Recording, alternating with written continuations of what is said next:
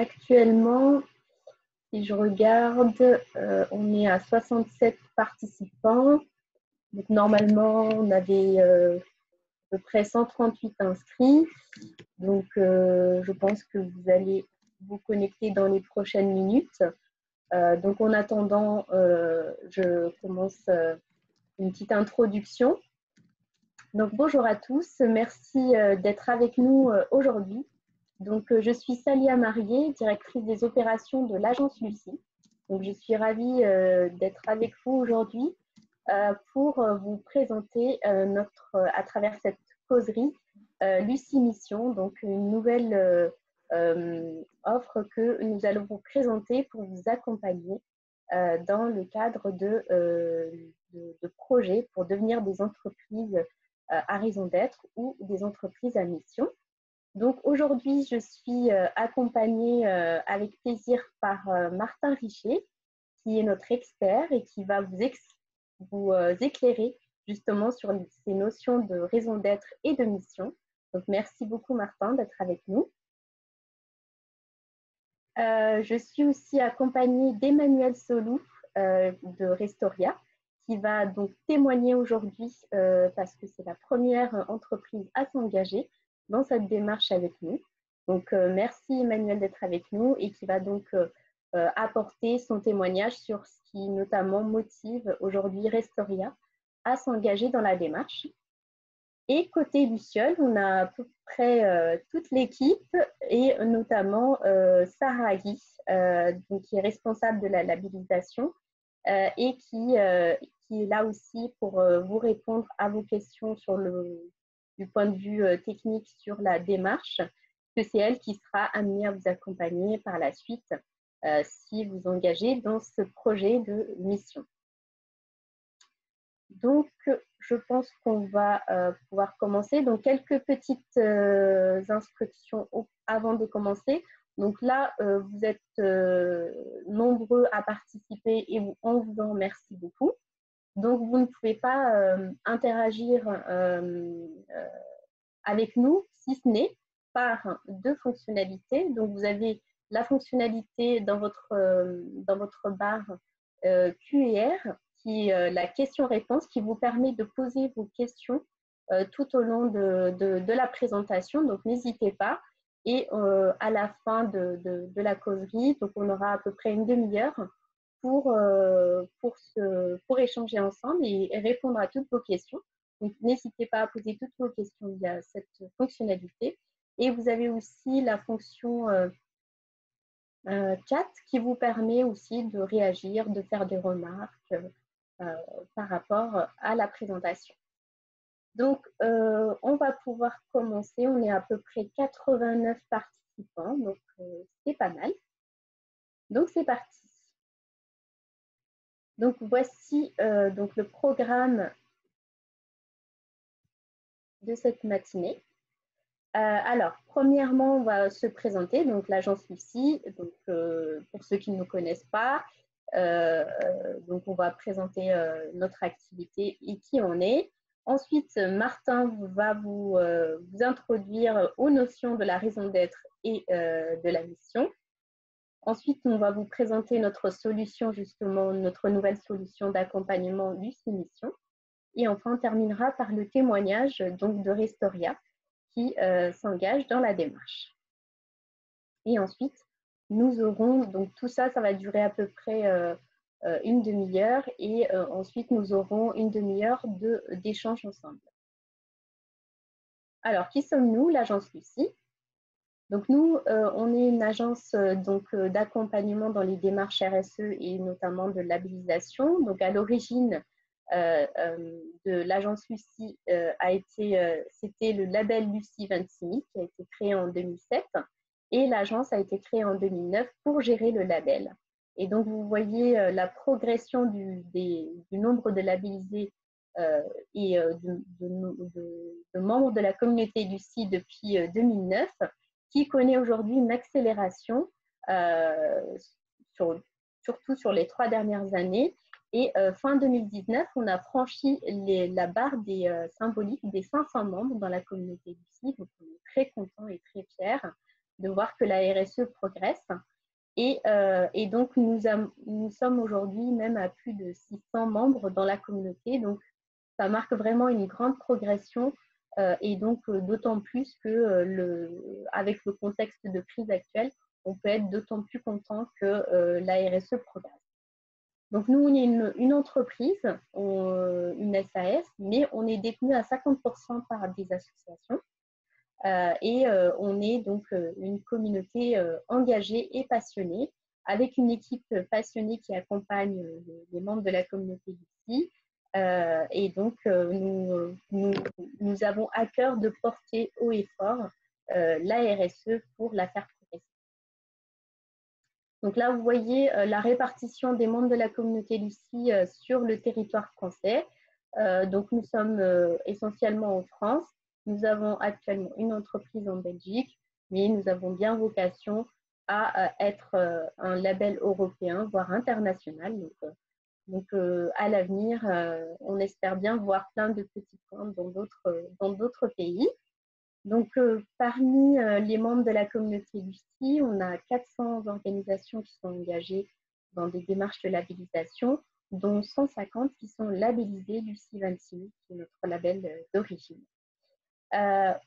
Comme vous pouvez le voir, on a une grande majorité parmi nos... voilà. Je ça pour que vous puissiez voir. Donc, on a une grande majorité de TPE, PMO qui sont donc dans nos membres de la communauté, et ce qui montre que nos démarches et nos méthodes sont adaptées à des petites structures et peuvent être mises en œuvre. Alors, on a aussi développé tout un écosystème autour de nous pour promouvoir et nous aider à relayer et à pousser la RSE. Donc, on a des partenaires à l'international comme Global Compact, des partenaires externes comme l'ADEME, l'ADMICAL. On a aussi des partenaires institutionnels, des médias et beaucoup de clubs et réseaux sur lesquels nous nous appuyons notamment en région pour promouvoir et faire en sorte que de plus en plus d'entreprises s'engagent dans la RSE. Et puis, nous avons bien sûr nos partenaires stratégiques. Donc, on a les membres du comité de labellisation, dont Martin fait partie. Donc, 30 membres experts de la RSE qui sont bénévoles, donc engagés à nos côtés et qui sont indépendants. Et c'est eux qui donc décident de l'attribution ou non des labels suite aux audits qui sont réalisés sur site. On a aussi autour de nous 90 consultants partenaires qui sont là pour accompagner partout en France les entreprises dans leur démarche RSE. Et enfin, on a nos partenaires évaluateurs qui sont Bureau Veritas, Startup, RSEval et SGS. Et Alurso, en fait, c'est une association qui a été créée pour représenter les membres de la communauté Lucie et qui détient des parts de l'agence Lucie et qui est donc fait partie intégrante de la gouvernance de l'agence. Alors, ce slide pour vous dire que toutes les démarches et labels gérés par l'agence Lucie ont pour chapeau la norme ISO 26000. Alors, norme, elle ne porte pas très bien son nom parce que ce n'est pas une norme certifiante. En fait, c'est un référentiel qui définit ce que c'est que la RSE, la responsabilité sociétale des entreprises. Donc, c'est l'application en fait, du développement durable à l'échelle des entreprises.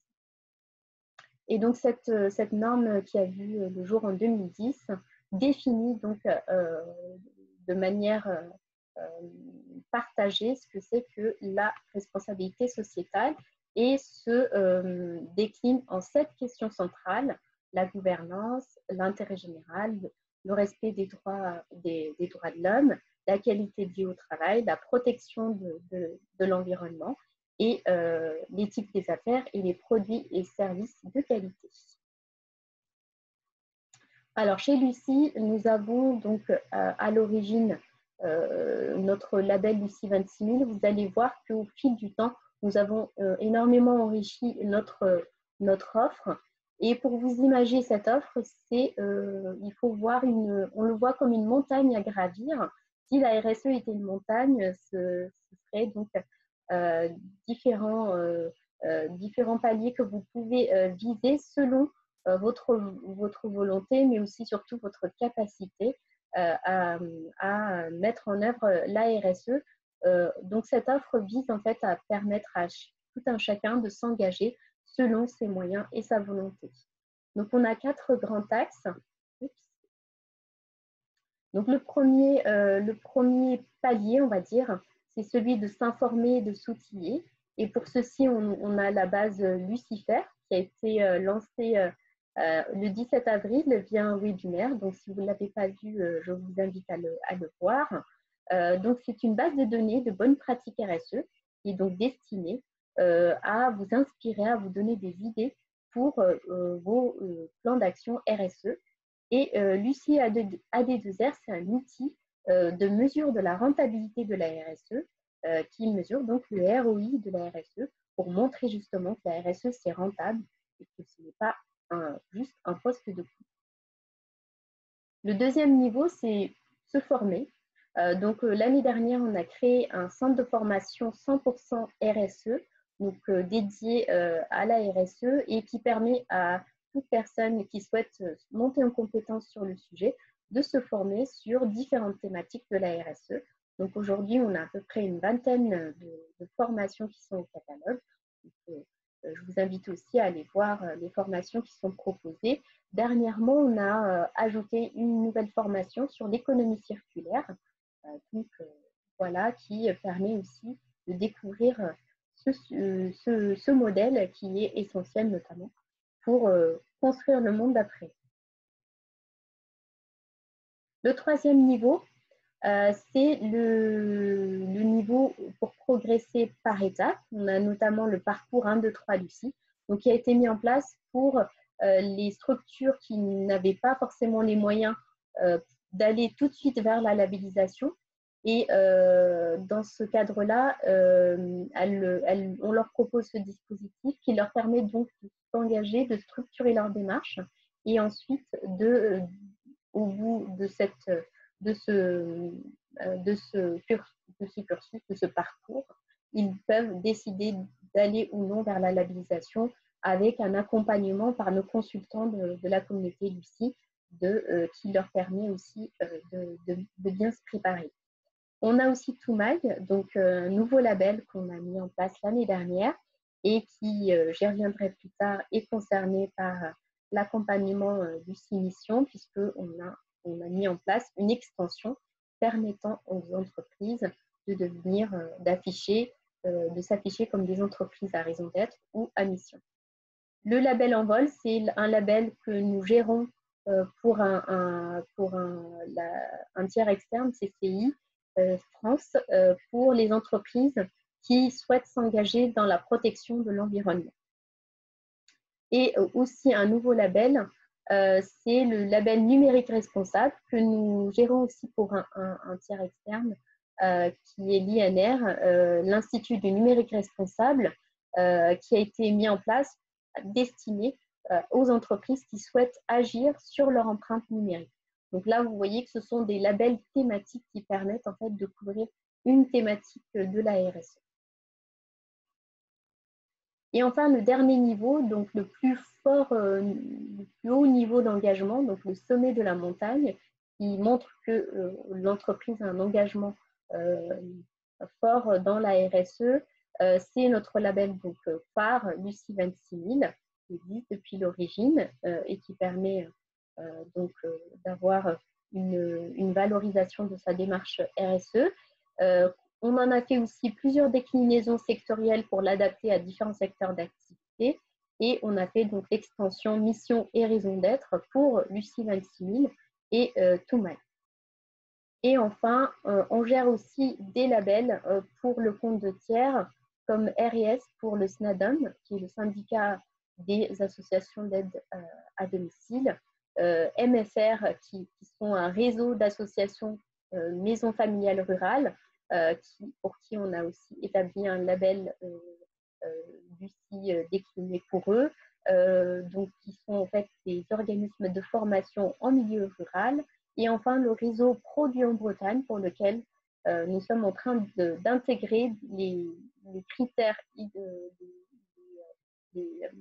des aspects ISO 26000 dans leur référentiel pour leur faire un label qui sera Produit en Bretagne 26000. Enfin, ce petit schéma pour vous montrer un petit peu le positionnement de ce qu'on peut mettre en place dans le cadre de la RSE et pour voir ça en termes de niveau de contrôle et de prise d'engagement de progrès. Donc, vous voyez qu'on peut faire différentes choses. On peut faire des autodiagnostics, des chartes, etc. Et le positionnement du dispositif 1, 2, 3 Lucie, vous voyez que le niveau de contrôle est moyen, mais et également des niveaux d'engagement. Toumaï est un label qui est plus léger en termes de contrôle puisque l'audit est allégé, mais il n'empêche que c'est un label qui est robuste et qui permet de valoriser le niveau de maturité RSE d'une entreprise, et Lucie 26000 qui est au plus haut niveau en termes de contrôle et en termes d'engagement.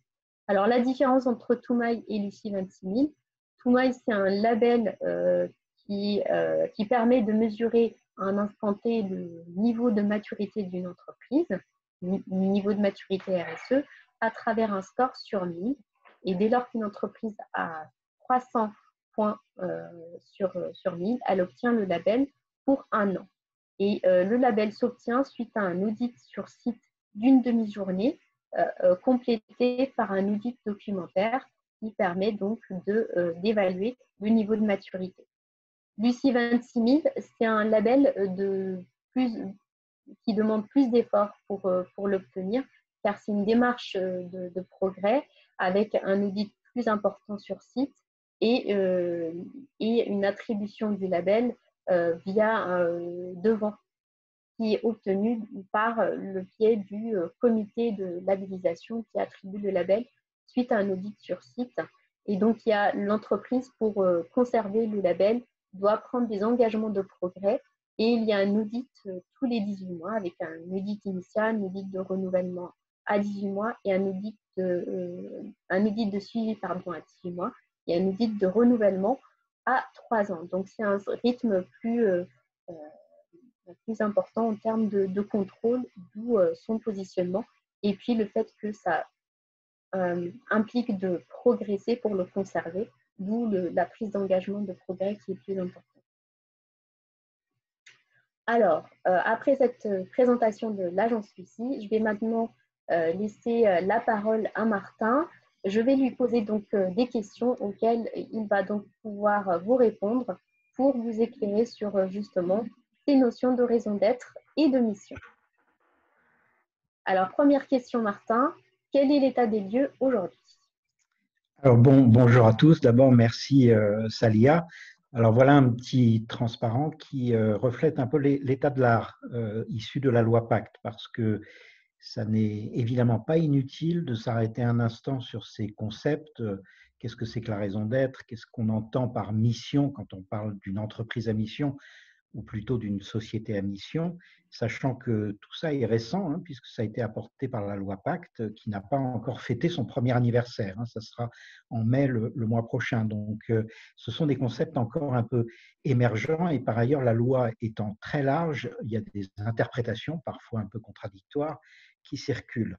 Voilà. Alors, je précise d'ailleurs que tout ce que je vous dis ici, c'est le fruit du partenariat que j'ai avec un cabinet de conseil bien connu de beaucoup de membres de la communauté Lucie, qui s'appelle Des enjeux et des hommes, et mon propre cabinet, Management et RSE, et le cabinet des enjeux et des hommes, on travaille ensemble, et on a fait depuis la loi Pacte une vingtaine de missions d'accompagnement d'entreprises autour de la raison d'être et de la mission. Alors en fait, ce transparent-là, il montre un cheminement qui est tout à fait logique, issu de la loi Pacte, avec trois marches d'escalier à gravir successivement, qui représentent pas forcément 3 niveaux d'engagement, parce qu'on peut être très engagé en étant plutôt à gauche du graphique, mais plutôt le niveau de formalisme qu'on donne à ces engagements, à quel point on est prêt à formaliser les choses. La première marche qui concerne toutes les sociétés, c'est pour ça que c'est en gris, la marche grise est la marche obligatoire, alors que les deux marches orange sont, elles, facultatives. Cette première marche s'applique à tout le monde, quelle que soit la taille de l'entreprise, quel que soit son statut, que ce soit une société anonyme, une coopérative, c'est la prise en compte des impacts. C'est-à-dire qu'en réécrivant l'article 1833 du Code civil, la loi Pacte a permis enfin de changer la conception de l'entreprise qui, autrefois dans le Code civil, était limitée à un rassemblement d'actionnaires et qui, aujourd'hui, tient compte d'une notion jurisprudentielle très importante qui est l'intérêt social, qui montre que l'intérêt de l'entreprise peut être distinct de l'intérêt des seuls actionnaires, et puis surtout qui indique bien que les sociétés doivent prendre en considération les enjeux sociaux et environnementaux de son activité. Donc, on passe d'une conception ancienne de l'entreprise qui était essentiellement un rassemblement d'actionnaires à une conception moderne qui est une entreprise rassemblée autour de ses parties prenantes qui peuvent être les plus diverses. Donc ça s'applique à tout le monde, c'est obligatoire pour toutes les entreprises, mais d'un autre côté, il faut bien dire que ça a peu de caractère prescriptif sur le plan juridique, c'est-à-dire qu'on voit difficilement une société, par exemple, se faire condamner parce qu'elle n'aurait pas suffisamment pris en considération les enjeux sociétaux ou environnementaux. Donc, la portée juridique reste quand même faible. D'où les deux autres marches qui suivent, qui, elles, sont facultatives parce que le législateur a choisi de parier sur l'intelligence et la bonne volonté des entreprises, mais qui, elles, sont plus engageantes, qui obligent davantage à formaliser les choses.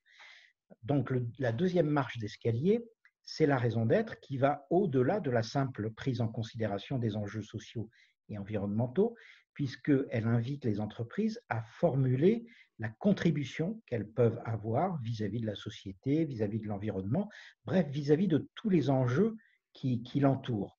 Donc, quand vous faites une raison d'être, ça veut bien dire que vous essayez déjà de préciser comment vous allez prendre en considération les enjeux sociaux et environnementaux. Donc, vous êtes déjà dans une démarche d'action, une démarche d'engagement. Cela dit, c'est facultatif de la même façon que vous n'êtes pas obligé, contrairement à ce qu'on entend souvent, vous n'êtes absolument pas obligé, une fois que vous avez votre raison d'être, de l'inscrire dans vos statuts ou en tout cas de l'inscrire tout de suite. Et c'est d'ailleurs ce que nous préconisons, nous. Nous pensons que c'est préférable pour une entreprise de vivre quelque temps avec sa raison d'être pour vérifier qu'elle est bien accueillie par les parties prenantes, etc. Et puis, le moment venu, de l'inscrire dans les statuts, mais on n'est pas obligé de le faire tout de suite.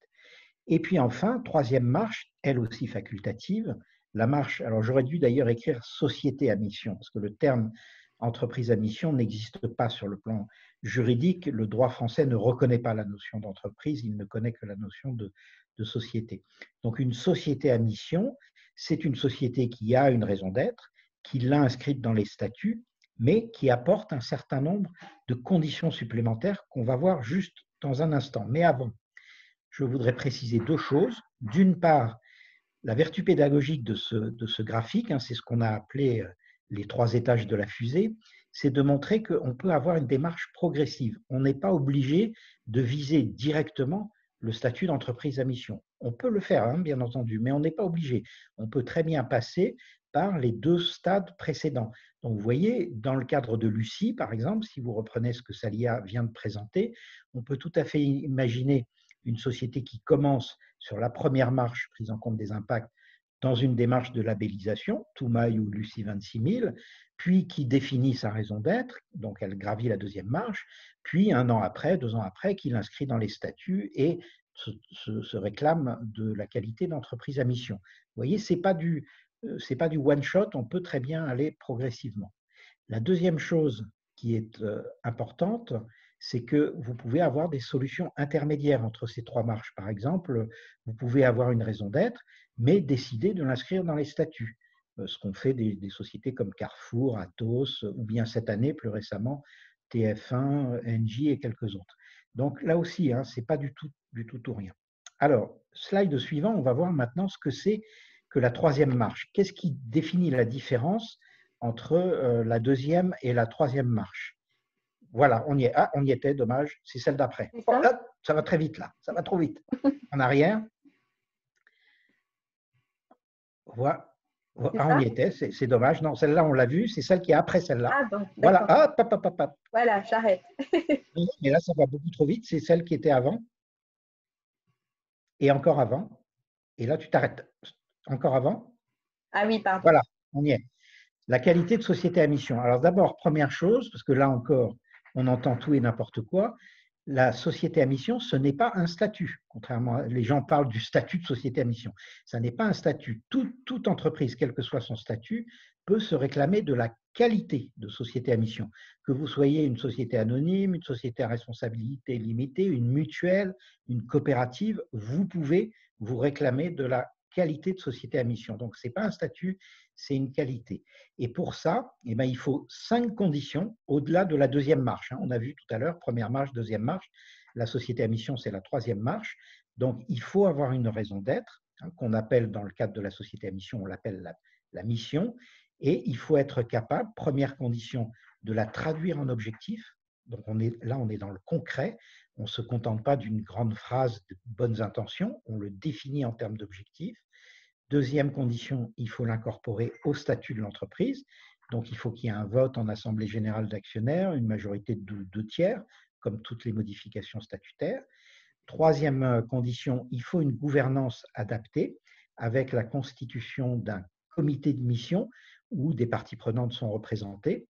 Alors, la loi Pacte se contente de dire qu'il doit y avoir au moins un représentant des salariés dans ce comité de mission, qui va, lui, vérifier qu'effectivement, l'entreprise fait tous les efforts qu'il faut pour que sa mission et ses objectifs qu'elle a annoncés, qu'elle a définis, soient effectivement atteints progressivement.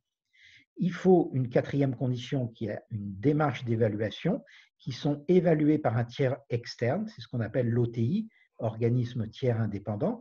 Donc ça, c'est un organisme certifié par le COFRAC. Alors c'est souvent des cabinets d'audit, mais fort heureusement, il y a aussi des cabinets plus RSE, par exemple, qui s'intéressent à ça, qui viennent passer un peu de temps dans l'entreprise, qui vérifient des documents et qui produisent un rapport pour dire si oui ou non l'entreprise, enfin la société, fait les efforts nécessaires pour donner vie à sa mission et à ses objectifs. Vous voyez. Et puis enfin, dernière condition qui est assez formelle, il faut déclarer la qualité de société à mission au tribunal du commerce qui le publie. Voilà, donc vous voyez, c'est quand même assez balisé, c'est assez contraignant, il y a des conditions à réunir qui ne sont pas forcément faciles. Si vous vous intéressez à ça, vous pouvez regarder le décret d'application de la loi Pacte sur ces aspects-là qui est sorti récemment. C'est le décret du 2 janvier 2020 que vous pouvez trouver d'ailleurs sur mon blog managementrse.com. Voilà, donc est-ce que c'est ambitieux ou non d'être une société à mission? Eh bien, la réponse est complexe parce que c'est à la fois oui et non. Oui, sur le plan formel, parce que c'est compliqué de faire tout ça. Ça peut paraître simple, mais c'est quand même des obligations importantes. Donc oui, c'est ambitieux sur le plan formel, mais cela dit, ça n'est pas forcément ambitieux. Ça peut l'être, bien sûr, mais ça ne l'est pas forcément sur le plan opérationnel. C'est-à-dire que si vous dites, par exemple, juste, moi, la mission que je me donne, c'est de soutenir telle cause humanitaire et que chaque année, vous faites un chèque à une association caritative qui soutient cette cause humanitaire, que vous faites votre comité de mission avec des gens que vous connaissez bien, un salarié qui peut être le directeur financier, pourquoi pas. Bref, vous pouvez assez facilement répondre à toutes ces conditions sans vous donner forcément beaucoup d'ambition sur le plan opérationnel. Donc, vous voyez, l'ambition est quand même très formelle. Donc, c'est l'avenir qui nous dira si ce statut de société à mission représente un engagement authentique ou non des entreprises. Voilà. Alors, si on passe au slide suivant, Salia, et là, je vais accélérer un peu parce qu'on n'a pas beaucoup de temps. Ouais. Qu'est-ce que c'est qu'une raison d'être, puisque là aussi, c'est compliqué de le définir. La loi Pacte ne le définit pas directement, donc il faut aller chercher des choses dans l'exposé des motifs, notamment. La raison d'être, nous, on la définit d'abord et avant tout comme une contribution. Les entreprises doivent être soucieuses de leurs impacts. Et c'est tout l'intérêt de la labellisation Toumaï et Lucie que d'inciter les entreprises, de les amener à documenter leurs impacts, de mieux comprendre quels sont les impacts sociaux, environnementaux et de les maîtriser. Donc d'essayer de limiter au mieux les impacts négatifs, pollution, etc., mais aussi d'essayer de maximiser les impacts positifs, parce que les entreprises sont parfois des problèmes, mais elles sont aussi très souvent des solutions à tous les enjeux auxquels la planète et la société font face. Donc, la raison d'être ou la mission, hein, puisque la mission, en gros, c'est la même chose que la raison d'être, mais appliquée au domaine sociétal et environnemental. La raison d'être, c'est la contribution que l'entreprise apporte aux principaux enjeux qui concernent son secteur d'activité en impliquant ses principales parties prenantes. Parce que vous ne pouvez pas définir une raison d'être en ignorant les parties prenantes. Voilà, bon, on n'a pas beaucoup de temps, donc je vous dis l'essentiel. Et enfin, dernier slide, Salia. Alors, la question suivante, c'était ce dont est-ce un levier de transformation pour le jour d'après? Voilà, est-ce que c'est un levier de transformation? Alors, ce qui est intéressant, c'est de voir que on entend de plus en plus le terme purpose washing, mission washing, par analogie avec le social washing qu'on entend beaucoup, c'est-à-dire une démarche d'entreprise qui se prévalent de leur raison d'être, de leur mission, mais qui n'agissent pas forcément beaucoup. Donc, on observe dans beaucoup de cas des écarts importants entre le dire et le faire. Par ailleurs, il y a beaucoup d'entreprises ces derniers mois, en tout cas avant la crise sanitaire, qui ont pris le risque de communiquer sur des raisons d'être, qui ont créé des raisons d'être extrêmement larges et peu impliquantes, qui n'impliquaient pas forcément beaucoup d'engagements réels, des raisons d'être comme nous sommes au service de nos clients, des choses très, très, très générales qui sont peu impliquantes. Donc la question qui est ouverte aujourd'hui, pour laquelle on n'a pas encore véritablement de réponse, c'est est-ce que tout ça va être ou non un réel levier de transformation, c'est-à-dire un réel encouragement vis-à-vis des entreprises d'améliorer leurs pratiques, de faire un pas vers la RSE, de mieux travailler avec leurs parties prenantes. Et c'est la raison pour laquelle, moi, depuis le début de toute cette affaire, je dis que les labels ont un rôle important à jouer, et c'est la raison de mon implication dans le label Lucie, c'est que je pense que l'intérêt du label en complément de la raison d'être ou de la mission, c'est justement d'être sûr que la démarche est authentique et qu'elle se traduit par des engagements substantiels, pas juste des incantations ou des proclamations, mais des actions réelles qui apportent effectivement quelque chose à chacune des parties prenantes de l'entreprise. Donc aujourd'hui, on a encore ces points d'interrogation.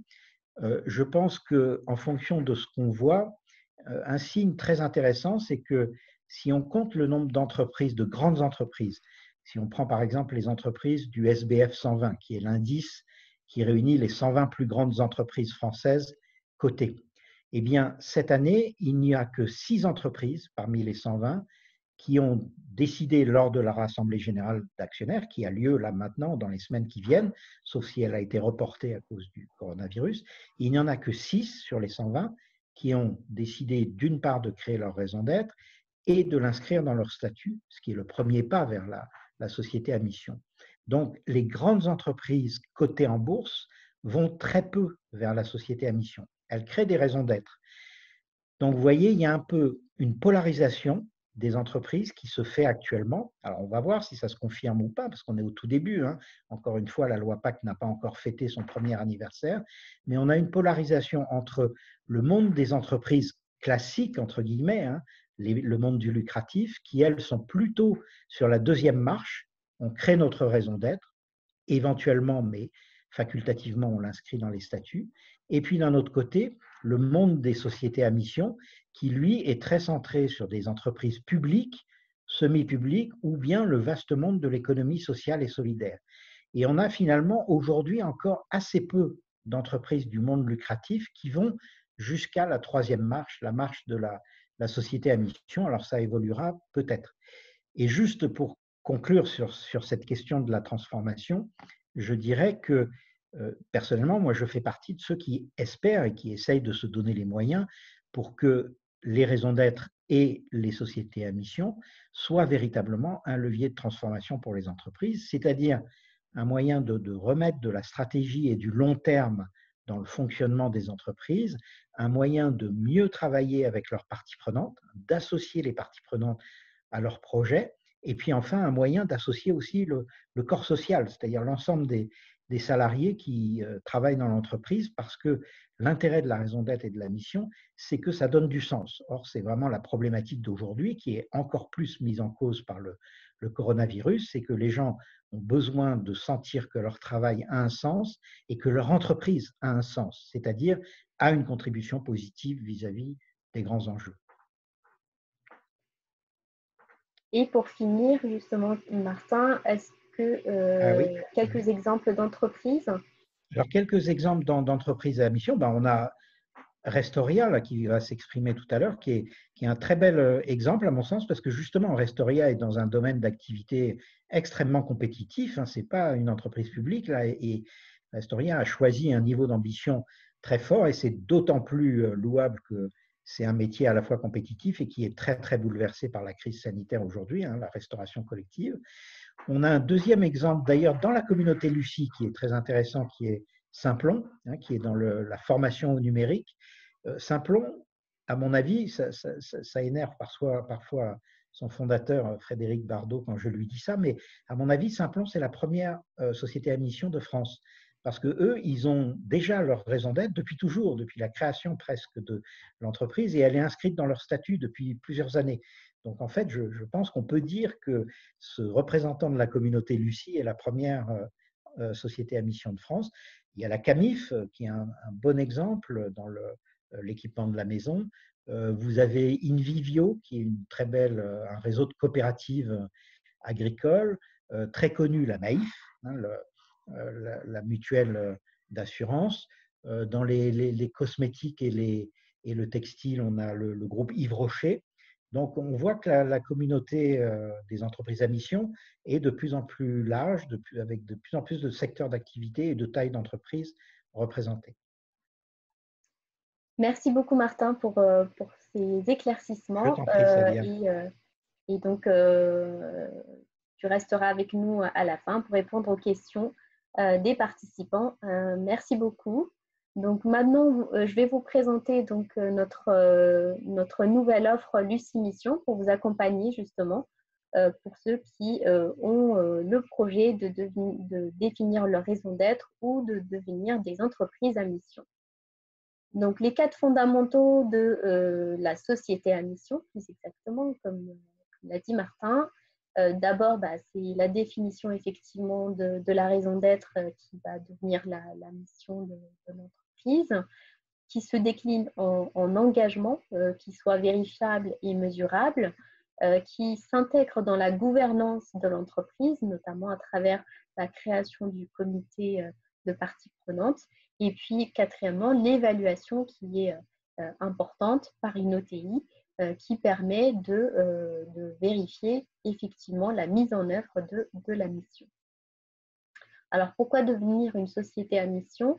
D'abord, être un acteur du changement, d'autant plus qu'aujourd'hui, la crise que nous traversons, on ressent de plus en plus le besoin et on le voit que notre modèle aujourd'hui est à bout de souffle et qu'on a besoin d'avoir un modèle plus résilient, plus solidaire, plus écologique.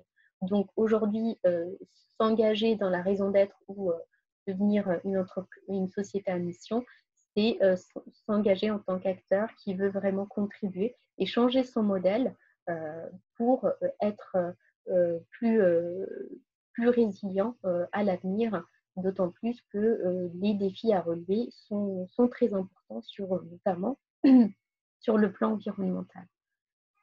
Mettre l'entreprise aussi au service du bien commun, donc ça c'est une notion qui est très importante, qui nouvelle, et à travers la raison d'être et la mission, ça permet de lui donner corps et de le rendre visible auprès des parties prenantes.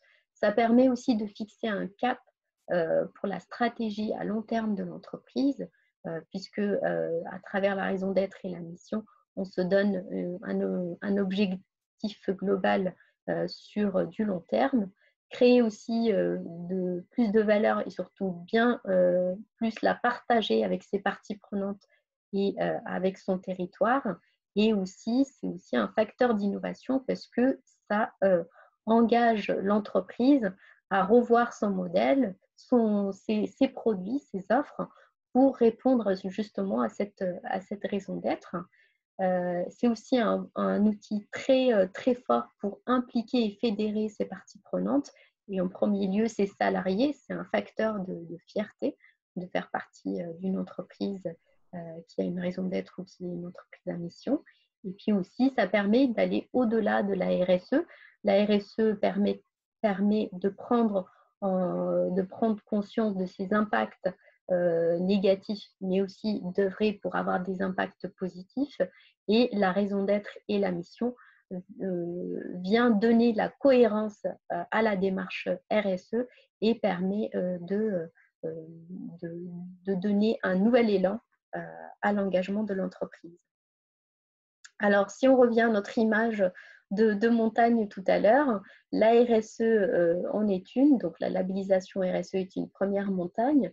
La raison d'être, c'est une deuxième montagne qui est moins contraignante à gravir, hein, comme l'expliquait Martin tout à l'heure, avec le formalisme qui est plus ou moins important. Et donc, dans le cadre de la raison d'être, c'est plus souple. Et enfin, on a la mission qui elle, implique notamment de fournir des efforts plus importants pour notamment montrer son engagement et la mise en œuvre de sa mission. Donc, au niveau de la labellisation RSE, on a donc nos deux labels Toumaï et Lucie 26000 pour lesquels donc, nous créons une extension qui va permettre de s'afficher pour les entreprises déjà labellisées Toumaï raison d'être ou mission, comme ici. Donc là, vous allez avoir en fait pour les entreprises qui sont Toumaï de pouvoir s'afficher comme Toumaï raison d'être, et pour celles qui sont labellisées Lucie 26000 de s'afficher comme entreprise Lucie 26000 à raison d'être. Et enfin, celles qui visent la mission pourront donc avoir le label Lucie 26000 entreprise à mission et Toumaï entreprise à mission.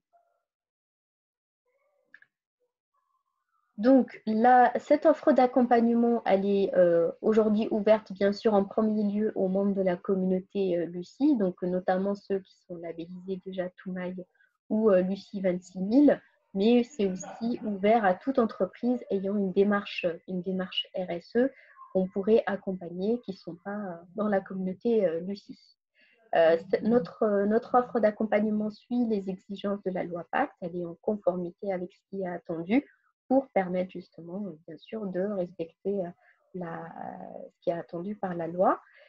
Et aussi, par la suite, nous avons pour ambition de devenir OTI. Donc, nous avons aujourd'hui choisi de faire de l'accompagnement pour justement permettre à nos membres de la communauté Lucie de progresser et de les accompagner pour celles qu'ils souhaitent d'aller vers la raison d'être et la mission.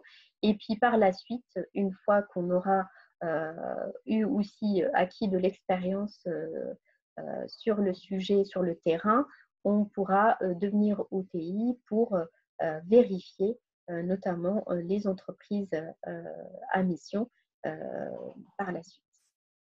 Donc aujourd'hui, comment ça marche pour les membres de la communauté Lucie? Dans le référentiel Lucie 26000 et Toumaï, donc, qui est pour les deux, c'est le même tronc commun, c'est l'ISO 26000, notre référentiel aligné sur l'ISO 26000, auquel nous avons donc rajouté une thématique donc, qui est facultative, hein, pour les entreprises qui le souhaitent, devenir une entreprise à raison d'être ou à mission, avec deux nouveaux principes d'action, puisque dans le référentiel Lucie 26000, on parle de principes d'action, ce sont les enjeux RSE qui couvrent les 7 questions centrales, il y en a 25, et donc on en rajoute deux supplémentaires, un pour définir sa raison d'être et un pour devenir une entreprise à mission selon l'ambition de l'entreprise. Alors, notre offre d'accompagnement pour devenir une société à mission, c'est 6 étapes qui vont vous permettre d'arriver donc à l'objectif de devenir une entreprise, une société à mission. La première étape, la réunion de lancement. Donc, tout accompagnement commence par une bonne réunion de lancement. Cette réunion va permettre de définir précisément ce à quoi on tend, les résultats qu'on attend de l'accompagnement, la mobilisation des parties prenantes, notamment comment est-ce qu'on va les mobiliser dans le cadre de la définition de la raison d'être, qui est très, très importante, aussi bien interne que externe. Et donc, pour que la raison d'être ait du sens et soit partagée, il est très important que les parties prenantes soient impliquées dans la démarche, définir le planning, bien sûr, et puis le rapport de cadrage qui va retracer et définir l'ensemble du déroulement de la mission. Donc, c'est à travers une réunion avec tous les acteurs clés de l'entreprise. Un livrable, c'est le rapport de cadrage de la mission d'accompagnement. La deuxième étape, la rédaction de la raison d'être, en fait, c'est donc qui va devenir ensuite être intégré dans les statuts et déclaré au tribunal pour que vous deveniez une entreprise à mission.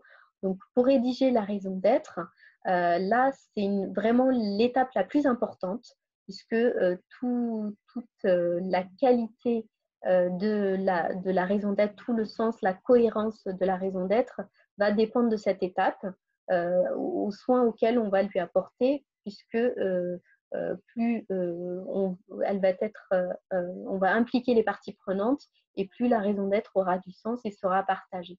Donc ça se fera à travers des réunions de brainstorming. Donc là, on part sur 4 réunions, mais bien sûr, c'est très variable en fonction de la taille de l'entreprise et aussi du niveau d'implication, notamment des parties prenantes souhaitées par l'entreprise. Donc, à travers 4 réunions de brainstorming, donc établir des options de texte. Alors, Sarah, peut-être tu peux couper ton micro. On entend un son. Et donc, ah oui, tout le monde a coupé son micro, c'est bon. Alors, je reviens à ma présentation. Donc, à travers des réunions de brainstorming qui vont permettre d'avoir des premières ébauches de raison d'être, donc des options de texte courts et longs qui vont être proposées, et le groupe de travail, donc incluant les parties prenantes, sélectionneront une ou plusieurs options qui peuvent être affinées ensuite. Donc, important le côté participatif pour que justement la raison d'être soit partagée, que ce soit fait par exemple à travers un vote. Ensuite, il faut décliner, une fois qu'on a établi la raison d'être, de la décliner en engagement, en concret. Donc là, c'est là que c'est important d'avoir déjà une démarche RSE et notamment d'avoir déjà une labellisation Toumaï ou Lucie 26000, c'est qu'on a déjà une démarche RSE qui est établie et donc il est facile ensuite du coup de décliner la raison d'être en engagement et enfin la dernière étape de valider la raison d'être avec l'ensemble des parties prenantes qui auront été mobilisées. Ensuite, troisième étape, intégration au statut. Donc là, ça reste à la main de l'entreprise. Donc, il s'agit de l'intégrer dans les statuts, de rédiger donc les nouveaux statuts et de faire le vote, d'organiser une assemblée générale pour adopter donc la raison d'être.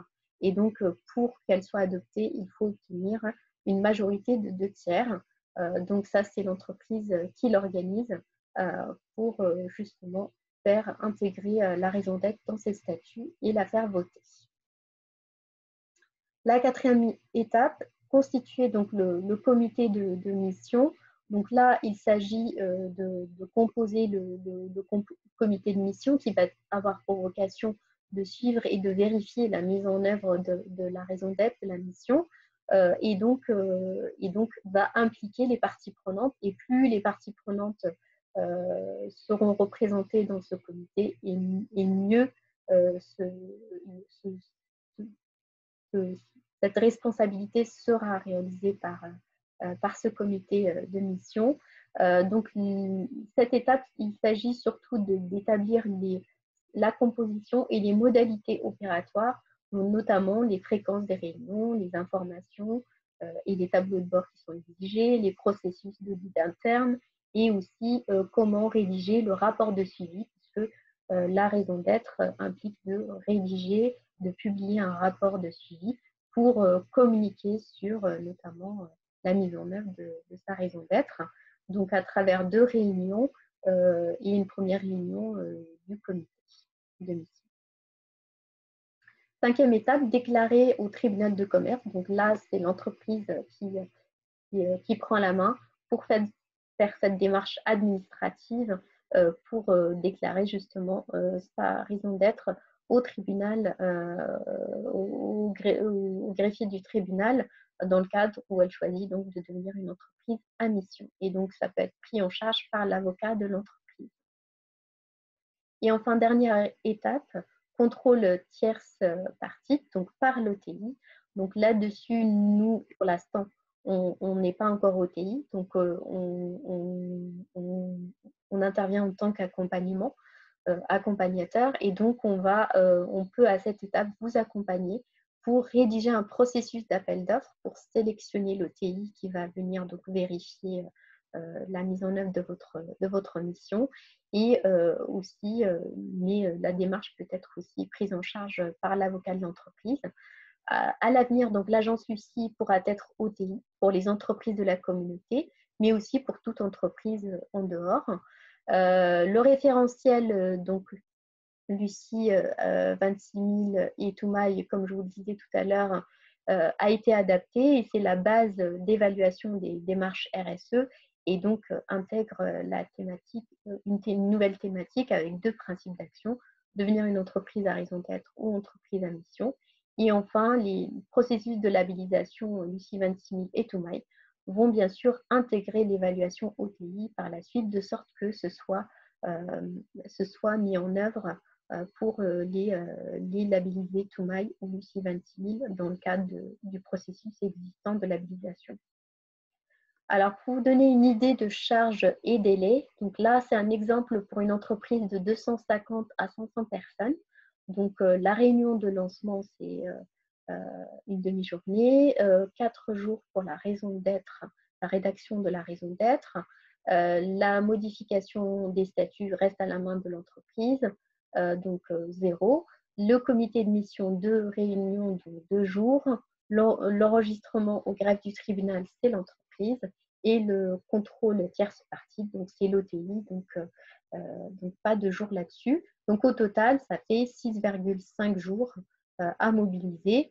Et dans la durée, bien sûr, ça peut prendre, dans le cas qu'on présente ici, 5 mois, comme ça peut prendre beaucoup plus de temps, comme le disait Martin tout à l'heure, il est bien de prendre son temps, de vivre avec sa raison d'être avant de franchir le pas, d'aller vers l'entreprise, la société à mission.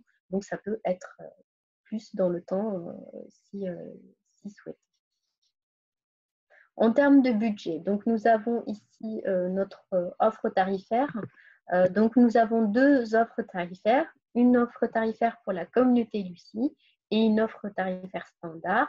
L'offre pour la communauté Lucie est à tarif préférentiel pour justement permettre à nos membres d'aller vers cette démarche de raison d'être de mission. Donc, vous avez ici les différents tarifs selon l'effectif des entreprises, donc de moins de 50 salariés jusqu'à 5 000 salariés et au-delà, ce sera un devis sur mesure. Donc là, pour notre exemple de tout à l'heure, pour une entreprise de 250 à 500 personnes, 500 salariés, donc pour le tarif standard, c'est 6 500 € et pour un membre de la communauté Lucie, ce sera 4 550 €. Pour la démarche pour définir juste sa raison d'être sans aller vers devenir une entreprise à mission, eh bien c'est les mêmes étapes, sauf les 2 dernières, la déclaration au tribunal de commerce et le contrôle tierce partie qui ne font pas partie de la démarche, puisque ce sont les étapes réglementaires dans le cadre des sociétés à mission. Donc, c'est 4 étapes: la réunion de lancement, la rédaction de la raison d'être, la validation en AG sans modification des statuts. Donc, ça aussi, ça peut se faire de manière optionnelle. Vous n'êtes pas obligé d'y aller tout de suite, comme disait Martin tout à l'heure. Et puis, le comité de raison d'être, qui est aussi là facultatif, qui est proposé dans le cadre de l'accompagnement raison d'être. Donc, je ne reviens pas dessus du coup, puisque c'est le même principe d'accompagnement. Et ici, pour vous donner un exemple, pareil, pour une entreprise de 250 à 500 personnes, ça nécessiterait 4,5 jours sur une durée de 4 mois, mais ça peut être plus, évidemment, en fonction du rythme que souhaite mettre l'entreprise. Et enfin, en termes de tarifs, là aussi, nous avons donc un tarif standard et un tarif communauté Lucie. Et ce serait 4 500 € pour le tarif standard et 3 150 € pour un membre de la communauté Lucie. Voilà pour la partie offre d'accompagnement, et je vais laisser maintenant la parole à Restoria pour nous donner leur témoignage et surtout nous expliquer pourquoi aujourd'hui ils souhaitent s'engager dans l'aventure de devenir une entreprise à mission. Bien, bonjour à tous et à tous. Merci de la parole sur ce témoignage. Je pense que je vais faire vite parce que je vois qu'il y a quand même pas mal de questions-réponses auxquelles il va peut-être falloir répondre. Donc, rapidement, qui est Restoria pour commencer? Donc, Restoria est une société de restauration collective, une entreprise qui a été créée il y a maintenant 50 ans et un mois. On a failli fêter nos 50 ans, malheureusement le Covid nous a un petit peu empêchés. On fêtera nos 51 ans l'année prochaine plutôt. C'est une entreprise qui reste familiale puisqu'elle a été créée par mon père et le père de mon associé. Elle est aujourd'hui dirigée par les deux fils, et qui est une entreprise qui agit sur le petit ouest, non pas le grand ouest, mais le petit ouest de la France. Une société de restauration collective, ça veut dire que nos clients sont des restaurants d'entreprise, des restaurants dans le monde de l'enseignement et des activités de restauration en EHPAD et structures médico-sociales. Autrement dit, en ce moment, il ne nous reste que les derniers comme clients. Tous les autres ont disparu. Depuis quelques semaines, on a perdu toute la partie restauration dans le monde de l'enseignement et dans la restauration de l'entreprise. Ce qui ne nous empêche pas de continuer à imaginer l'avenir, à nous projeter. Et le sujet qui nous intéresse aujourd'hui, en termes de démarche RSE, chez Lucie, chez Restoria, pardon, on a commencé en 2006. Et en 2006, on a eu un déclic, on s'est dit qu'on ne pouvait pas continuer comme ça et qu'on devait, en tant que société, prendre en compte complètement l'ensemble de nos impacts, et que si on voulait exister encore dans 5 ans, dans 10 ans, dans 15 ans, il fallait que l'on reconsidère nos façons de faire, notre méthode, nos fonctionnements. C'est comme ça qu'on a commencé à initier un cheminement, et justement, tout à l'heure, Martin parlait de cheminement et de progressivité, et c'est vraiment de ça qu'il s'agit, je pense. Nous, le cheminement a commencé en 2006 par une véritable prise de conscience de notre environnement qui change et de faire en sorte qu'on puisse encore exister dans cet environnement. En 2006, un véritable déclic qui a permis d'ancrer déjà en 2006 dans la stratégie de l'entreprise. À l'époque, on avait noté la volonté d'être un exemple de développement durable dans notre métier. C'est ce qu'on avait écrit en 2006. De là, on a beaucoup cheminé, on a progressé sur l'ensemble des axes des démarches de RSE. Aller jusqu'à, il y a déjà 6 ans maintenant, être labellisé Lucie 26 000. On est en cours de renouvellement pour la 2e fois, là, ça serait tardé, j'imagine. En tout cas, on attend la réponse très bientôt. Et on a fait un travail conséquent depuis quelques années sur ce qu'on appelle la rédaction de nos fondamentaux. Donc, qu'est-ce que sont les fondamentaux d'entreprise, là où on veut aller. Et dans ce cadre-là, avant même que la loi Pacte ne sorte, puisque nous, c'était déjà en 2000, que je ne dis pas de bêtises, 2017, je crois, 2018, 17, je ne sais plus trop, excusez-moi, nous avons écrit ce qu'on a appelé notre mission. Alors, la loi Pacte n'était pas sortie, la définition de réserve n'était pas exactement comme aujourd'hui, mais on a écrit notre mission, elle est claire, elle est nette, elle est communiquée à l'ensemble de nos parties prenantes interne et externe. Notre mission, c'est défendre une restauration vraie et sincère. Mais au-delà de notre mission, on a écrit aussi, elle s'appuie également sur nos valeurs qui sont là depuis longtemps, mais aussi sur une vision à 20 ans, puisqu'on a écrit ça en 2016. On a imaginé quelle serait l'entreprise Restoria en 2036. Et surtout, alors si on reprend l'image de la montagne à gravir, qu'a utilisé tout à l'heure Saïla et qui me va bien, on a imaginé quels seront les Everest à gravir pour que l'entreprise existe encore en 2036. Et donc cette mission, cette vision vont certainement constituer quelque chose de majeur dans le cheminement vers l'entreprise à mission dont on va parler tout à l'heure. On a aussi, c'est ce que vous voyez à l'écran, la jolie petite fleur où on voit bon, positif, partageur, collaboratif et pérenne. Ça, ce sont nos ambitions durables. Les ambitions durables, c'est quoi chez Restoria? C'est tout simplement notre démarche RSE. On a voulu sortir du fameux triptyque habituel social, sociétal, environnemental et économique parce qu'on se l'est tellement approprié depuis maintenant 2006, donc ça fait 14 ans qu'on a lancé cette démarche-là, qu'on a souhaité avoir notre propre image et propre vision de ce que peut être notre démarche RSE. Alors, je remercie Martin tout à l'heure de nous avoir cité comme entreprise à mission. On ne l'est pas encore, Martin, merci, mais on ne l'est pas encore. On est juste en chemin et on espère pouvoir avancer. On est en chemin. Donc, on a ces fameux fondamentaux que je viens d'évoquer avec notre mission écrite avant la loi Pacte, nos valeurs, notre vision à 20 ans, nos ambitions durables. Tout ça, ça va nous permettre d'avancer sur ce chemin de l'entreprise à mission.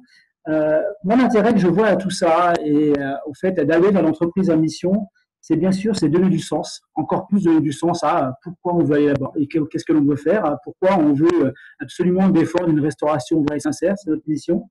C'est également l'ancrer, puisque d'ailleurs, demain, c'est inscrit dans les statuts, elle est ancrée et devient aussi opposable. Elle devient opposable, et ça m'intéresse bigrement, moi, en tant que dirigeant d'entreprise, de dire que notre mission étant dans le statut, elle est opposable à l'ensemble de nos parties prenantes, autant en interne qu'en externe. C'est quelque chose qui devient, on va dire, indéboulonnable et non négociable. Ce n'est pas négociable. L'entreprise est là pourquoi? Pour défendre sa mission, qui est de défendre une restauration vraie et sincère. Et ça m'intéresse. C'est-à-dire qu'on passe largement au-delà des effets de mode. C'est pas quelque chose qu'on a écrit aujourd'hui et dans 3 ans, on le change. Non, c'est clairement dans les statuts. C'est indéboulonnable, ça ne bougera pas et ce sera opposable à tous. Donc voilà, moi, le grand intérêt que je vois à aller vers l'entreprise à mission. Et puis, ce que Salia a présenté tout à l'heure me va tout à fait. Pourquoi devenir une entreprise à mission? D'abord, être acteur du changement, c'est clair. C'est vraiment ça, comme ça qu'on le ressent chez Restoria. C'est être un véritable acteur, quelqu'un qui agit et qui essaye de faire bouger les lignes le plus possible avec ses parties prenantes. Vraiment faire bouger les lignes, aller plus loin et aller au-delà de ce que juste l'incantation. Mettre l'entreprise au service du bien commun aussi, c'est quelque chose qui nous parle beaucoup, notamment parce que dans notre vision 2036, on a un projet sur lequel on avance bigrement en ce moment de créer une fondation qui forcément aura un lien avec notre mission, défendre une restauration vraie et sincère. Ça aussi, c'est quelque chose qu'on a bien en tête, de mettre l'entreprise au service du bien commun. Fixer le cap, la stratégie à long terme, c'est évident et c'est clair pour nous lorsqu'on vous parle d'une vision à 2036. Si on le met d'entreprise à mission, là, c'est encore plus ancré, puisque c'est dans les statuts. Créer de la valeur pour son territoire et grâce à l'innovation, là aussi, c'est quelque chose qui nous parle clairement, parce que je suis persuadé qu'en ayant cette mission, défendre une restauration sincère, ça va nous permettre, nous, Restoria, et bien aussi, au-delà de cette, moi j'appelle ça une posture, mais cette posture va aussi nous amener à un positionnement. Alors le positionnement ramène tout de suite un langage marketing et on peut se dire, oulala, attention, c'est pas bien ça, le marketing. Mais malgré tout, si notre posture, notre mission peut aussi nous permettre de nous différencier, c'est peut-être pas une honte.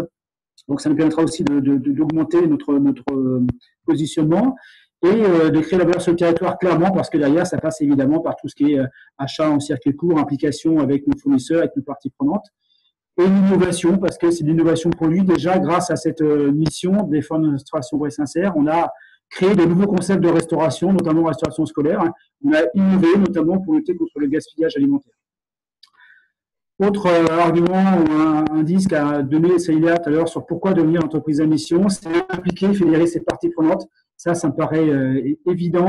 Et le fameux comité de mission qu'on doit créer, qu'on n'a pas créé encore, et qu'on va pouvoir créer puisqu'on va se faire accompagner par Lucie dans ce que vous a présenté Célia tout à l'heure. Hein. On va commencer bientôt.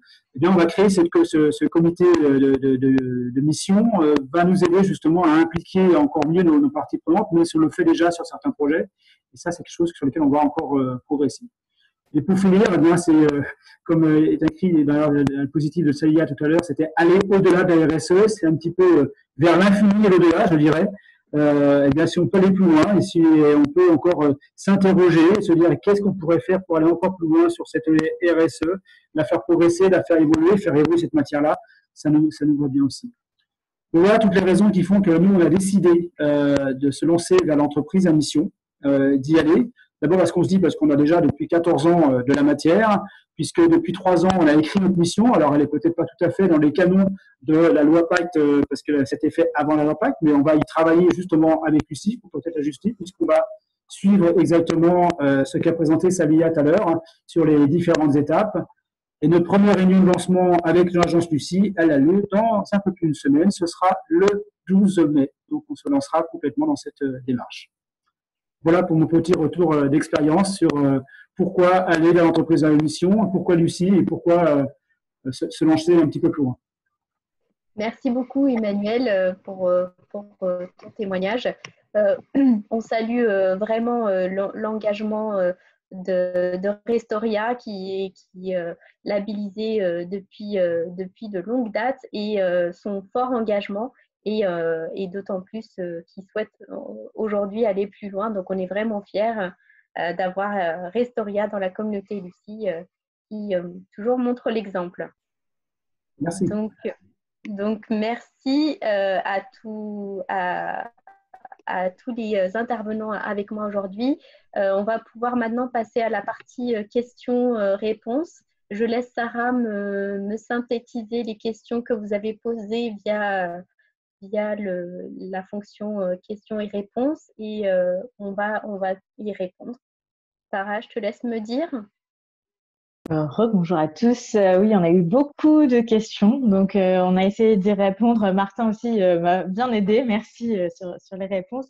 J'essaye de rassembler, peut-être qu'il y a certaines auxquelles on ne répondra pas en direct, mais on y répondra soit individuellement, soit dans le mail de retour, de suivi du webinaire. Celle qui revient le plus souvent, c'est le statut en fait, notamment d'association, de collectivité territoriale. Voilà. Est-ce que tous les types d'organisations peuvent être des sociétés à mission? Alors, c'est peut-être plutôt pour Martin comme réponse, encore que Célia, tu as peut-être la réponse aussi.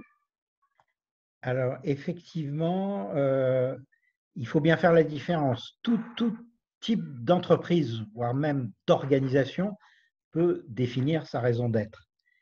Pour le reste, l'inscrire dans les statuts, se réclamer de la qualité de société à mission, effectivement, ça n'est pas valable aujourd'hui pour l'ensemble des statuts qu'on peut imaginer. Donc, par exemple, si on prend le monde de l'ESS, les coopératives, oui. Par exemple, Invivio, c'est une coopérative. Les mutuelles, oui. Par exemple, la Maïf, c'est une coopérative.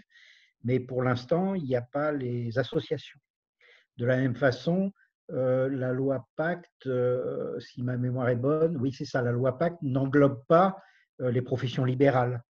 Donc, là encore, une profession libérale peut définir une raison d'être, ça c'est complètement libre, mais ne pourrait pas se réclamer de la qualité de société à mission. Même chose pour les collectivités territoriales, qui ne sont pas couvertes par la loi Pacte. Et pour les professions libérales et les consultants, au-delà de la possibilité de le faire, est-ce que vous y voyez un intérêt oui, alors à devenir entrepreneur? J'ai répondu à quelqu'un qui posait cette question. D'accord, il y en a eu plusieurs alors. Je suis consultant indépendant, je lui ai répondu, est-ce que ça a un sens de se réclamer de société à mission? Je lui ai répondu que, à mon sens, non, mais que ça se discute. Pourquoi? Parce que la mission, ça veut dire que vous avez des leviers extrêmement forts. Vous pouvez documenter, expliciter la contribution que vous avez vis-à-vis des grands enjeux de la planète et de la société. D'ailleurs, quand on répond à l'exercice, nous, on préconise toujours de se référer aux 17 ODD, vous savez, les engagements de développement durable, les objectifs du développement durable définis par l'ONU à l'horizon 2030. Donc, c'est vraiment, on se positionne par rapport aux grands enjeux. Donc, on comprend qu'une entreprise d'une taille, d'une certaine taille a un effet de levier. Bon, un consultant indépendant, il faut être modeste. On influence bien sûr nos clients, on est là pour ça, mais on n'a pas forcément un impact sur les grands enjeux de la société. D'accord, merci. Et alors, une question plutôt pour Salia, du coup, qui a été posée 2 fois. Le conflit d'intérêt entre Lucie, si Lucie intervient en conseil et sur la raison d'être, en conseil sur la raison d'être et ensuite OTI. Donc, je pense que tu as déjà répondu, mais comme la question a été reposée, tu peux peut-être revenir rapidement dessus. Oui, effectivement, on ne peut pas accompagner une entreprise, donc la conseiller dans le cadre de sa raison d'être ou sa mission, et ensuite être OTI. Effectivement, il peut y avoir un conflit d'intérêts. Donc, les deux activités sont bien séparées. Là, aujourd'hui, Lucie, on fait juste de l'accompagnement, on n'est pas encore OTI. Donc, on peut accompagner toute entreprise, aussi bien dans la communauté Lucie qu'en dehors. Lorsqu'on deviendra OTI, pour toutes les entreprises qu'on aura accompagnées, on ne pourra pas être OTI évidemment. Donc, il faudra choisir une autre OTI pour faire la vérification. Si je peux ajouter une chose, juste en tant qu'observateur extérieur et que quelqu'un qui a accompagné la définition de la loi Pacte tout au long du processus parlementaire, moi je trouve que c'est très important de voir des organismes comme l'agence Lucie rentrer dans ce domaine de l'OTI. Parce que, si vous voulez, l'OTI, organisme tiers indépendant, ça a été défini au départ dans la loi sur la déclaration de performance extra-financière, hein, qui elle-même est la transposition d'une directive européenne. Et aujourd'hui, la plupart des OTI, c'est des cabinets d'audit, hein, donc ce qu'on appelait autrefois les Big Five, les grands réseaux d'auditeurs, et ils appliquent une démarche extrêmement formelle, quoi. Ils vérifient simplement qu'il y a adéquation entre ce que l'entreprise, ce que la société a dit et ce qu'elle fait. C'est très formel, mais on n'a aucune réflexion, enfin en tout cas la plupart du temps, pour ce que j'ai pu voir, il n'y a aucune réflexion sur la qualité des missions qu'on se donne, la qualité des engagements qu'on va prendre, leur pertinence vis-à-vis des parties prenantes, etc. Donc, personnellement, je trouve ça très positif que des organismes comme Lucie, comme des cabinets de conseil qui ont une compréhension de ce que c'est que la RSE ou le développement durable, rentrent pour bousculer un peu ces habitudes, parce que c'est ce qui va nous permettre de faire évoluer les pratiques et de faire en sorte que cette affaire de société à mission ne soit pas juste quelque chose de très formel, mais quelque chose de réellement ambitieux qui montre qu'il y a une démarche vis-à-vis des parties prenantes qui s'enclenche. On a eu plusieurs fois la question, enfin des questions qui sont relatives à la différence entre l'entreprise à mission, société à mission et entreprise à raison d'être, selon comment on les appelle. Quelle finalement différence entre ces trois termes qu'on entend parfois sans se rendre compte de la différence? Alors, je disais tout à l'heure que le droit français ne connaît pas la notion d'entreprise. Bon, ce n'est pas vrai à 100% si la notion d'entreprise apparaît au fin fond du droit de la concurrence, sous l'influence notamment de la communauté européenne. Mais en gros, le mot entreprise n'apparaît quasiment pas dans les grands textes qui définissent la loi en France. On connaît la notion de société, ça, elle est définie très bien dans le Code civil et dans le Code de commerce. On connaît la notion d'employeur, qui est définie dans le Code du travail, mais pas la notion d'entreprise. Donc, tout ce qui est, quand on dit entreprise à mission, entreprise à raison d'être, tout ça, c'est des litotes, mais ça n'a pas de signification ou d'existence juridique. Et maintenant, la différence entre société à raison d'être et société à mission, ben, si on reprend les trois marches d'escalier que j'ai présentées en introduction, la société à raison d'être, elle est sur la deuxième marche, elle a défini sa raison d'être, alors que la société à mission est allée plus loin. Non seulement elle a une raison d'être, mais elle a su le traduire en objectif, l'intégrer à ses statuts, créer un comité de mission, accueillir chaque année les bras ouverts une OTI, organisme tiers indépendant, qui va certifier en quelque sorte la démarche, faire une déclaration officielle au greffe du tribunal de commerce. Bref, vous avez 5 conditions supplémentaires, celles que j'ai détaillées dans le deuxième slide, qui font la différence entre être simplement une entreprise à raison d'être et être une société à raison d'être et une société à mission. C'est un peu confus, c'est un peu compliqué, mais j'espère qu'on va réussir progressivement à éclaircir les choses. Oui, effectivement, c'est beaucoup plus clair, en tout cas, moi, je trouve, maintenant. Enfin, vous l'aviez déjà expliqué un petit peu tout à l'heure, mais merci d'être revenu dessus. Alors, on a eu deux questions sur des exemples de missions d'entreprise. Alors, je ne sais pas si vous en avez de tête, moi, personnellement, non. On a eu l'exemple de Restoria, hein, évidemment, mais d'autres éventuellement organisations. Alors, ce qu'il faut dire, c'est que comme société à mission, ça prend un petit peu de temps. On a beaucoup d'entreprises qui se réclament de la société à mission, mais qui ne le sont pas encore. Par exemple, Maïf, qui en parle beaucoup et depuis plus d'1 an, et qui a une démarche très intéressante. Maïf n'a pas encore, dans son assemblée générale d'actionnaires, changé ses statuts, etc. Donc, il y a très peu d'entreprises qui sont au bout de la démarche de société à mission.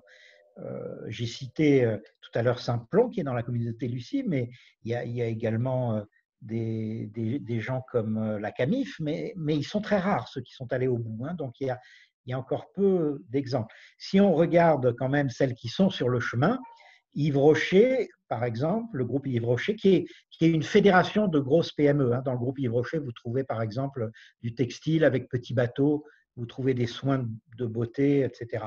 Bon, Yves Rocher a défini sa mission comme étant, c'est quelque chose de très large, reconnecter les gens à la nature. Vous voyez, donc c'est extrêmement large. La mission de Camif, alors je ne l'ai pas exactement là, mais je l'ai en tête. En fait, elle est autour de l'idée d'apporter des réponses autour des articles qui sont accessibles à tous et qui sont compatibles avec les enseignements du développement durable et qui enfin sont construites en association avec les parties prenantes. Ce sur quoi je voudrais attirer votre attention, et c'est valable aussi bien pour la raison d'être que pour la mission, c'est que raison d'être et mission, ça n'est que la face immergée de l'iceberg. Hein, mais un iceberg, il y a beaucoup de choses qui sont invisibles, qui sont sous le niveau de la mer. Et en l'occurrence, moi, ce que je vous incite à regarder pour avoir de bons exemples, ce n'est pas seulement la raison d'être ou la mission, mais ce qu'on appelle le manifeste. Le manifeste, c'est un document synthétique, 1 page ou 2 pages, qui précise les termes de la raison d'être et qui surtout la décline pour chacune des principales parties prenantes.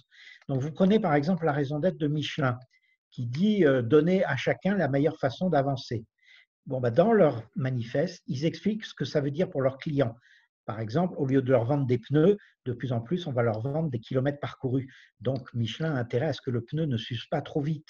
Et donc il économise l'eau, l'énergie et la déforestation. Et puis, Michelin vous explique ce que ça veut dire, la meilleure façon d'avancer pour ses salariés. C'est que dans Michelin, vous pouvez faire votre carrière entière chez Michelin. Vous avez des RH de proximité qui vous aident à construire votre parcours professionnel. C'est ça aussi, la meilleure façon d'avancer. Ils expliquent ce que ça veut dire pour la société, tout ce qu'ils font avec la prévention routière, etc. Donc, vous voyez, c'est très intéressant de regarder ça. Et dans le manifeste, on explique aussi quels sont les engagements qu'on prend. Donc, les deux exemples qui, pour moi, sont les plus aboutis de tout ce que j'ai pu voir aujourd'hui et que vous pouvez regarder sur le site de ces deux entreprises, c'est Michelin. Donc, vous faites Manifeste Michelin, par exemple, vous allez le trouver. Et puis, c'est Veolia qui a fait aussi un très bon travail. Veolia, leur raison d'être, elle est très simple. C'est en 3 mots, c'est ressourcer le monde. Bon, ça ne veut pas dire grand-chose si on en reste là.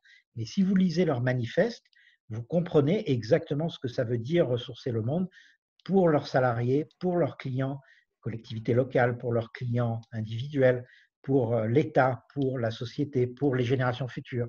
Voyez. Et puis, vous comprenez aussi quels sont les engagements concrets qu'ils ont pris pour donner vie, pour donner chair à cette raison d'être. Et finalement, c'est ça qui est important, beaucoup plus que la raison d'être elle-même, qui parfois a un aspect un peu clinquant et un peu marketing.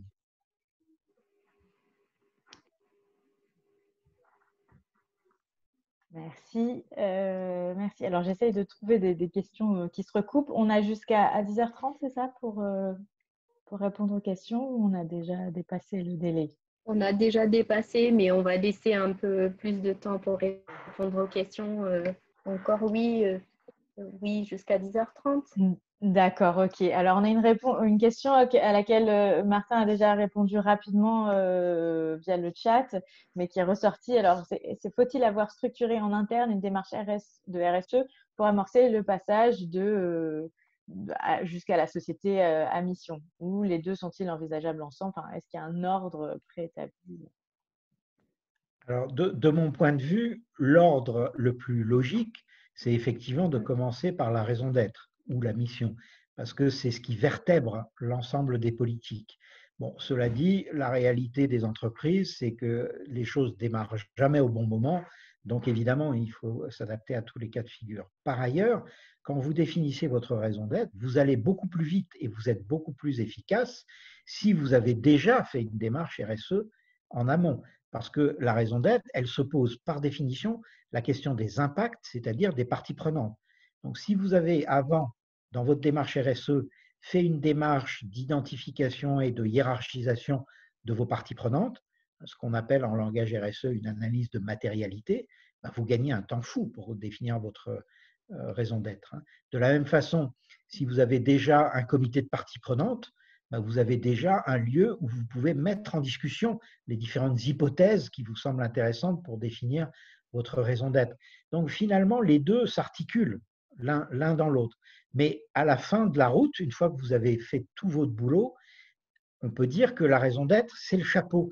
C'est ce qui couronne l'ensemble de votre démarche RSE, votre démarche de satisfaction client, bref, tout ce qui touche vos parties prenantes. Il n'y a pas que la RSE là-dedans. La raison d'être, c'est ce qui donne la colonne vertébrale à la stratégie, au fonctionnement de l'entreprise. Donc finalement, ça vertèbre la RSE, ça vertèbre la qualité client, ça vertèbre la politique financière, la politique d'achat, les achats responsables, etc. Vous voyez, donc c'est un peu le chapeau, la raison d'être, qui donne le cap, qui est la boussole, qui donne finalement la direction de long terme que l'on veut prendre. Mais ça ne remplace pas la politique RSE de tous les jours, parce qu'il faut bien quelqu'un qui entretiendra tous les jours le dialogue avec les parties prenantes. Il faut bien quelqu'un qui va faire la déclaration de performance extra-financière, qui va répondre aux questionnaires des agences de notation. Donc la fonction RSE garde toute son importance, parce que c'est aussi une question forte aujourd'hui. On voit par exemple que Maïf a embauché un Chief Mission Officer, le CMO. Et le Chief Mission Officer, d'une certaine façon, il a autorité sur toutes les fonctions de l'entreprise, puisque la définition de son job, c'est faire en sorte que la mission dont se dote la Maïf rentre dans tous les métiers et dans toutes les activités de l'entreprise. Alors, est-ce que ça veut dire qu'on n'a plus besoin de la RSE? Ben non, parce que la RSE, elle continue toutes ces tâches du quotidien, et y compris, elle donne de la valeur ajoutée, elle donne de la chair à la mission. Oui, tout à fait d'accord avec toi, Martin. D'autant plus que dans la loi Pacte vient en fait inciter finalement les entreprises à s'engager dans la RSE, puisque dans ton escalier, la première marche déjà, c'est d'intégrer les impacts sociaux et environnementaux dans l'activité de l'entreprise.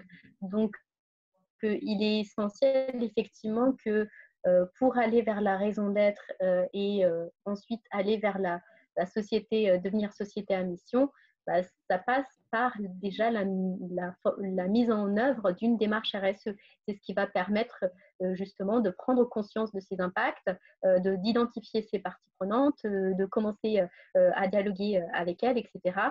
Et c'est pour ça que dans le cadre de l'accompagnement qu'on propose, on l'a imaginé pour ceux qui déjà du coup mis en œuvre une démarche RSE et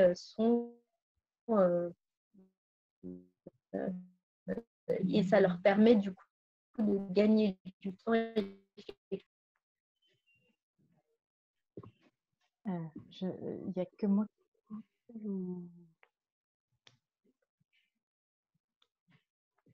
Ah oui, ça laisse du côté apparemment qu'il y a un petit problème de réseau. On n'a pas bien entendu ta dernière phrase. Mais... Oui, je disais, c'est pour ça qu'en fait, nous avons mis en place cette offre d'accompagnement pour accompagner en premier lieu nos labellisés, donc Toumaï et Lucie 26000, ce qui permet justement à nos labellisés qui ont déjà fait tout le chemin sur leur démarche RSE, du coup maintenant d'aller plus facilement vers la raison d'être ou la mission. Et effectivement, l'enchaînement est très pragmatique. On commence par une labellisation Toumaï ou Lucie et on poursuit la démarche pour la couronner avec une raison d'être et puis éventuellement une mission. Effectivement, c'est très pragmatique. Alors, je pense, 2 dernières questions qui sont importantes, donc on va essayer d'y répondre rapidement. Quel est dans la loi Pacte, au-delà de la vertu, l'intérêt pour une entreprise de plonger dans cette démarche-là? Je crois que Salia a donné quelques raisons déjà tout à l'heure. Et cela va-t-il se transformer en obligation dans l'avenir? Je pense qu'on a... Difficile à dire, mais entre démarche volontaire et obligation, ça a fait l'objet d'une grande partie du débat parlementaire et le législateur a tranché après mûre réflexion avec l'idée que si vous en faites une obligation, les entreprises vont gérer cette obligation à minima, comme une obligation de plus.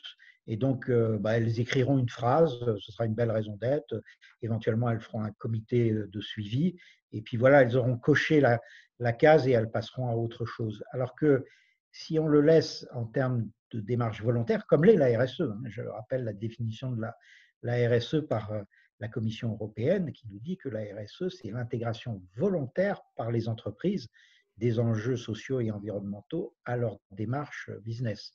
Donc, si on reste sur une démarche volontaire, on a plus de chances d'avoir une démarche réellement authentique des entreprises, même si on n'arrivera jamais à éliminer totalement le phénomène de mission washing ou de purpose washing dont on parle aujourd'hui et que malheureusement certaines entreprises un peu cyniques mettent en lumière. Alors peut-être que par la suite, il y a à fort à parier que ceux qui auront choisi d'aller vers la raison d'être ou la mission seront peut-être mieux armés pour affronter justement les défis et ce qui peut, comme on vit aujourd'hui, les crises qui vont venir à l'avenir. Et d'ailleurs, la RSE permet aux entreprises vraiment d'être plus résilientes. Il y a plusieurs études qui le montrent. Et sûrement qu'il y aura aussi un environnement peut-être plus favorable aussi pour les entreprises qui se seront engagées, notamment à travers les investisseurs qui vont de plus en plus prendre en compte cet aspect-là dans leur choix d'investissement, à travers aussi peut-être les plans de relance qui vont être mis en place pour relancer l'économie suite à la crise. Donc, c'est une opportunité pour les entreprises d'être plus résilientes et de pouvoir être mieux armées pour affronter les difficultés à l'avenir. Alors, ça tombe très bien. Ta réponse répond à peu près à la dernière question que je voulais te poser, qui était est-ce que les actionnaires, comment réagissent-ils? Ont-ils une vision sur les retombées, sur les dividendes? Donc, vraiment un retour sur investissement. Aujourd'hui, il n'y a pas encore d'entreprise à la mission, en tout cas pas avec peut-être assez de recul pour pouvoir répondre clairement à cette question-là.